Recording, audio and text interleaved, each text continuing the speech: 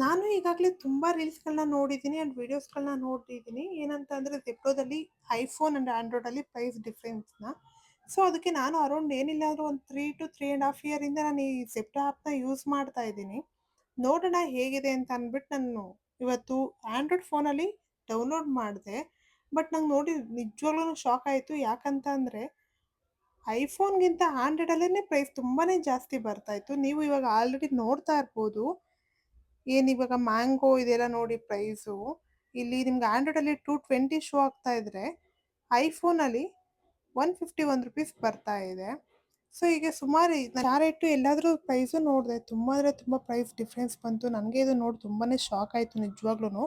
ಏನಿದು ಅಂತ ಅಂದ್ಬಿಟ್ಟು. ಆ್ಯಂಡ್ ಇವಾಗಲೂ ನೋಡಿ ಇಲ್ಲಿ ನಿಮ್ಗೆ ನೋಡಿದ್ರೆ ಗೊತ್ತಾಗುತ್ತೆ.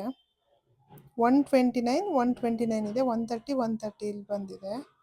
ಆ್ಯಂಡ್ ಈಗ ನೋಡಿ. ಹ್ಞೂ.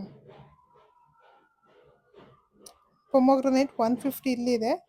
ಐಫೋನಲ್ಲಿ ₹137 ಬಂದಿದೆ.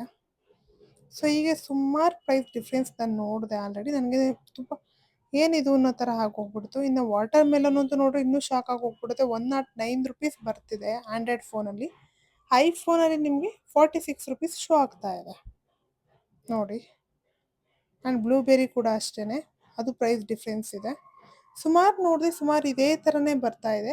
ಸೊ ನೀವು ನೋಡಿ ಫ್ರೆಂಡ್ಸ್, ಚೆಕ್ ಮಾಡಿ ಆಂಡ್ರಾಯ್ಡ್ ಮತ್ತು ಐಫೋನ್ಗೆ ಚೆಕ್ ಮಾಡಿಬಿಟ್ಟು ನಂಗೆ ತಿಳಿಸ್ಕೊಡಿ.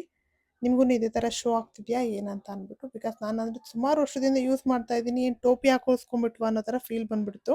ಹಾಗಾಗಿ